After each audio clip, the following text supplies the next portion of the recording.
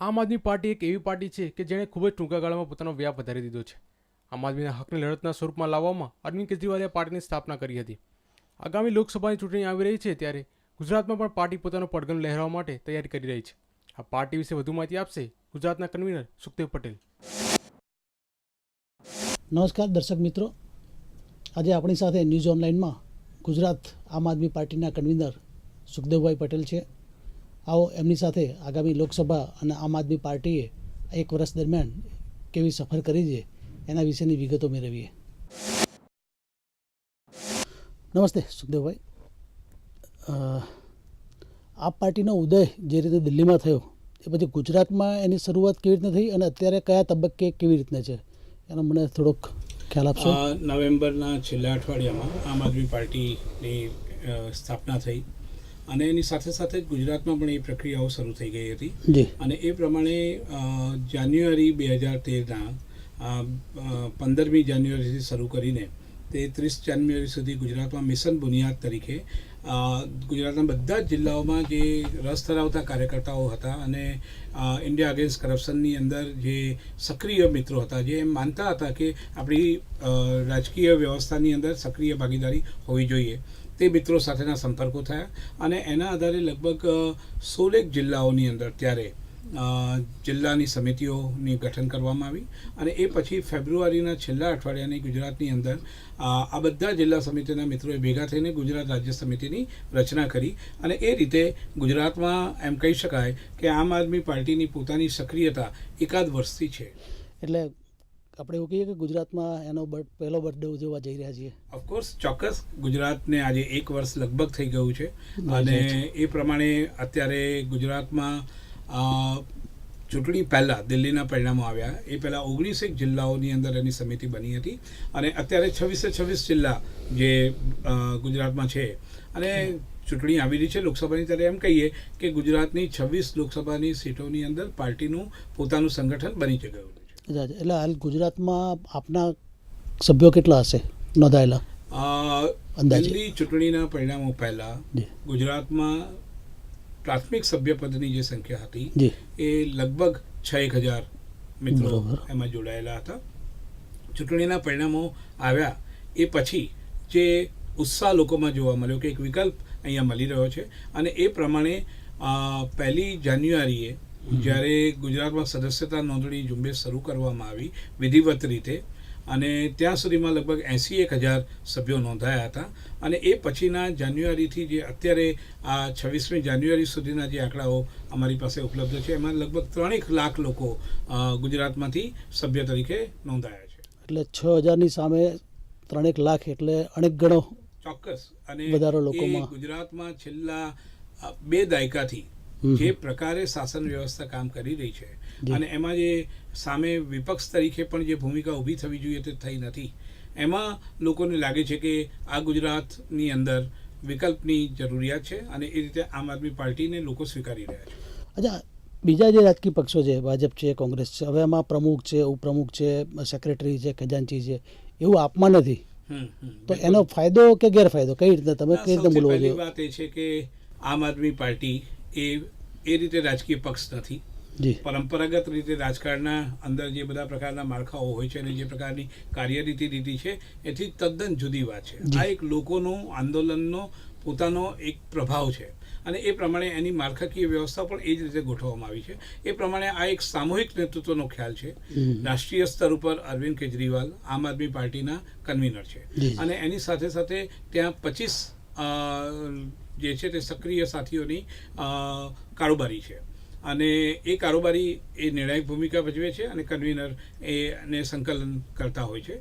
આ જ રીતે રાજ્ય સ્તર ઉપર પણ 25 આવા સક્રિય કાર્યકર્તાઓની કલેક્ટિવ લીડરશિપ એટલે કે એક્ઝિક્યુટિવ કમિટી છે અને એના એક કન્વીનર હોય છે અને આ જ પ્રકારનું માળખું જિલ્લા કક્ષાએ પણ હોય છે. એટલે જિલ્લા, રાજ્ય અને રાષ્ટ્રીય કક્ષાએ આ પ્રકારની માળખાકીય વ્યવસ્થા. એમાં ચોક્કસ એક કન્વીનર છે, એક સેક્રેટરી છે જે વહીવટી બાબતોનું ધ્યાન રાખે છે અને સૌથી મોટી વસ્તુ જે ટ્રાન્સપરન્સી છે કે લોકોના આવતા એક નાણાંનો હિસાબ લોકો પાસે હોવો જોઈએ, ક્યાંથી પૈસો આવે છે, કોણ આપે છે અને તે બધી વિગતો વેબસાઇટ ઉપર અવેલેબલ હોય અને સાથે સાથે કોંગ્રેસ અને ભારતીય જનતા પાર્ટીએ રાઇટ ટુ ઇન્ફોર્મેશન એક્ટ નીચે રાજકીય પક્ષને આવરી લેવા માટેનો વિરોધ કરેલો છે, જ્યારે પ્રોએક્ટિવલી આમ આદમી પાર્ટી માને છે કે લોકોને આ જાણવાનો અધિકાર છે કે રાજકીય પક્ષ પાસેથી એક એક પૈસો ક્યાંથી આવે છે અને એનો ખર્ચ પણ કેવી રીતે થાય છે. એટલે ટ્રેઝરરની ભૂમિકા પણ આમ આદમી પાર્ટીમાં બહુ જ મહત્વની છે અને એ એક ટ્રેઝરર હોય છે. એ સિવાય સંગઠનના કામો છે અને બીજા બધા પણ જે કામો છે એ કામોની જવાબદારી એ એક્ઝિક્યુટિવ કમિટીના મિત્રોને સોંપવામાં આવે છે. એ પ્રકારની એની માળખાકીય કેડર નક્કી નથી, પણ કામગીરી તો બધી પ્રમાણે ચાલી રહી પણ છે અને કામગીરી પણ છે. કેડર એ છે, પણ એ કેડર એ સામૂહિક નેતૃત્વનો સિદ્ધાંત સ્વીકારે છે અને એના કારણે જે એક પ્રકારની હાયરકી સમાજમાં ઊભી થઈ ગઈ છે અને સાહેબગીરી ફક્ત શાસનમાં નહીં, પક્ષીય વ્યવસ્થાની અંદર પણ સાહેબગીરી કરવાની જે વ્યવસ્થા છે એને તોડવાનો ખ્યાલ આમ આદમી પાર્ટીમાં બહુ મહત્વના સ્તર પર છે. આમાં પ્રાથમિક મેમ્બર બનવું હોય અને એના માટેના કોઈ ક્રાઇટેરિયા કંઈ? ચોક્કસ આમ આદમી પાર્ટીની અંદર આ દેશના કોઈ પણ નાગરિકોને આવકાર છે. પહેલી વાત તો એ છે કે એ 18 વર્ષની ઉંમર એમની હોવી જોઈએ. બીજી વસ્તુ એ છે કે કોઈ પણ પ્રકારના કટ્ટરવાદી સંગઠન સાથે જોડાયેલો ન હોવો જોઈએ. અને ત્રીજી વાત છે એ બીજા કોઈ પણ રાજકીય પક્ષના સભ્ય ન હોય. આ વાત આપણે એટલા માટે કરી રહ્યા છીએ કે આમ આદમી પાર્ટી આ દેશની અંદર બહુ પાછળના સમયમાં લોકશાહી મૂલ્યોનો જ્યારે નાશ થઈ ચૂક્યો છે એવા સમય આવે છે. એટલે આપણે એમ કહીશું કે કોંગ્રેસમાં પણ સારા માણસો છે, ભાજપમાં પણ સારા માણસો છે અને સજ્જન સક્રિયો કંઈ ઘેર ના બેસી રહે, એને પણ પોતાનું યોગદાન આપવાનું તો ઓછામાં ઓછી ખરાબ વ્યવસ્થા હોય એમાં જેને કામ કર્યું હોય. પણ જે ઉચ્ચ કક્ષાની ટોચની નેતાગીરી કોંગ્રેસની જે છે કે ભારતીય જનતા પાર્ટી છે એ સંપૂર્ણ રીતે ભ્રષ્ટ અને નાદાળ થઈ ચૂકી છે. એ વખતે ત્યાં જે ગુંગરામણ અનુભવે છે અને એવા સમજુ સંવેદનશીલ જે રાજકીય કાર્યકર્તાઓ છે એને માટે અહીંયા અવકાશ છે.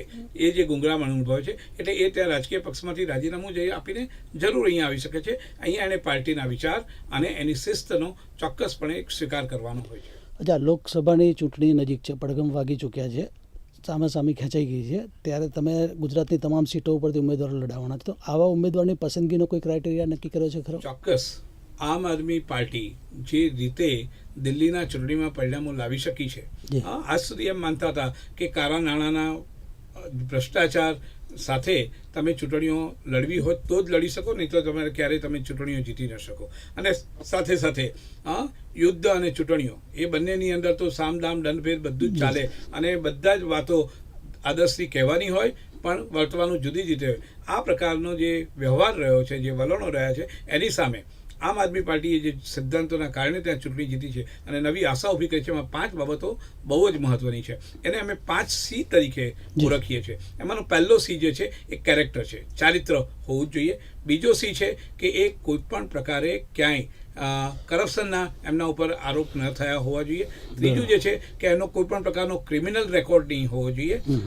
ચોથો C જે છે તે એ કોઈ પણ પ્રકારના કોમ્યુનલ જે છે તે સંડોવણી એમની નહીં હોવી જોઈએ, ક્યાંય કોમી તોફાનોમાં કે ક્યાંય એમની ભાગીદારી કોઈ પણ રીતે જોઈએ. અને 5મો C છે એ કાસ્ટિસ્ટ નહીં હોવો જોઈએ. એ પોતાના સ્વજ્ઞાતિના વિકાસ માટે ચોક્કસ કામ કરતા હોય પણ પોતાની જ્ઞાતિ બીજાથી ઊંચી છે કે પોતાથી બીજા નીચા છે, આ પ્રકારના બીજા કાસ્ટ માટે હેટ્રેટ કરનારા. એટલે આ 5C character, corruptions, criminal record, communal અને કાસ્ટિઝમ, આ 5ની અંદરથી જે બહાર નીકળે છે એવા સજ્જન સક્રિય નાગરિકો આ પક્ષના ઉમેદવારો હશે. કાર્યકર્તાઓ પણ આવા જ હોવા જોઈએ.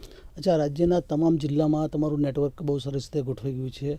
લોકોમાં એક આપ માટેનો એક આખો આદર જુદો છે. તો હવે કેજરીવાલ કંઈ ગુજરાત આવી રહ્યા છે ખરા નજીકના ભવિષ્યમાં કે કંઈ? ઓફકોર્સ એમણે પોતે એક અત્યારે જે જવાબદારી સંભાળી રહ્યા છે એ પણ એક પડકારરૂપ ભૂમિકા છે અને બહુ થોડા સમયમાં જે વચનો આપવાનું કામ કરવાનું છે, વચનો આપેલા છે ને એના અંગેનું જે કંઈ કામ કરવાનું છે એ દિશામાં કામ કરી રહ્યા છે. અત્યારે આપણે જોઈ શકીએ છીએ કે દિલ્હીની ઉપરાંત રાજસ્થાન, મધ્યપ્રદેશ અને છત્તીસગઢના પરિણામો પણ આવ્યા અને બધાએ ચૂંટણીમાં વચનો આપ્યા હતા. આ 3 જગ્યાએ જે બીજી સરકારો બની છે, છત્તીસગઢમાં, મધ્યપ્રદેશમાં કે રાજસ્થાનમાં, એમના મુખ્યમંત્રીઓ ત્યાં હજી પોતાની કંઈક વ્યવસ્થા ગોઠવી શકાય એવું પણ ખબર પડતી નથી. એમના આપેલા વચનો થયું પણ નથી. જ્યારે દિલ્હીમાં અરવિંદ કેજરીવાલે જેટલા પણ વચનો આપ્યા હતા એ બધાની પૂર્તતા અને એનું એક્શન શરૂ થઈ ગયું છે. એટલે સ્વાભાવિક એમનું અત્યારનું રોકાણ એ દિલ્હી મુખ્યમંત્રી તરીકેની જવાબદારીમાં છે.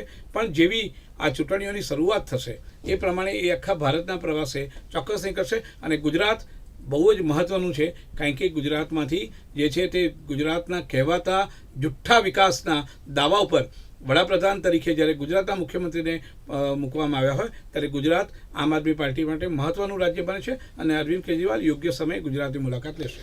અચ્છા, માનો કે તમે જે વાત કરી એ જ કે ગુજરાતના મુખ્યમંત્રી વડાપ્રધાન બનવા જઈ રહ્યા છે એવો દાવો કરી રહ્યા છે, પક્ષે બી એમને નક્કી કર્યા છે, તો ગુજરાતમાંથી ઇલેક્શન લડે તો એમની સામે તમારે કેવા ઉમેદવાર રહેશે? કહ્યું એમ પહેલાં તો 5 સી, એ તો કારણ કે first છે. ભારતીય જનતા પાર્ટીના અને અત્યારના ગુજરાતના મુખ્યમંત્રીને લોકો જોઈ ચૂક્યા છે કે આ 5 સીમાંનો એક પણ સી એમનામાં આ નથી મુખ્યમંત્રી ચારિત્રવાન નથી. આ મુખ્યમંત્રી ઉપર કરપ્શન્સના ચાર્જિસ છે જ, આ મુખ્યમંત્રી પર કોમ્યુનલ હેટ્રેટના ચાર્જિસ છે જ, અને એ રીતે ગુજરાતના લોકો જોઈ રહ્યા છે કે ગુજરાતના મુખ્યમંત્રીની છબી શું છે. ત્યારે એ ગુજરાતના મુખ્યમંત્રીની સામે મજબૂત ઉમેદવાર એટલે એક નાનો ઉમેદવાર પણ આ 5 સી ધરાવતો ઉમેદવાર, એટલે લોકોને દૂધનું દૂધ અને પાણીનું પાણી કરતાં ખબર પડે કે આ જે પોતાની જાતને સરમુખત્યારશાહી જેવા એક હથ્થુ શાસનમાં જેમણે માને છે, જેમણે પોતાની પાર્ટીને પણ ખતમ કરી નાખી છે, એવા વ્યક્તિઓની સામે આ 5 સી ધરાવતા ઉમેદવાર હશે અને એ ચોક્કસપણે મજબૂત ઉમેદવાર હશે, ભલે જાણીતા ઉમેદવાર નહીં હોય. દર્શક મિત્રો, આપણી સાથે હતા ગુજરાતની આમ આદમી પાર્ટીના કન્વીનર સુખદેવભાઈ પટેલ. એમની સાથે આમ આદમી પાર્ટીની છેલ્લા 1 વર્ષની વિગતો આપણે જાણી. ગુજરાત સહિત દેશભરમાં લોકસભાનું ઇલેક્શન આગામી દિવસોમાં આવી રહ્યું છે, ત્યારે તેમાં આમ આદમી પાર્ટી ગુજરાત અને દેશમાં પોતાનો કેવો રંગ બતાવશે એ હવે જોવાનું રહ્યું. હવે નેક્સ્ટ અંકમાં આપણે મળીશું નવા કોઈ ગેસ્ટની સાથે. નમસ્કાર.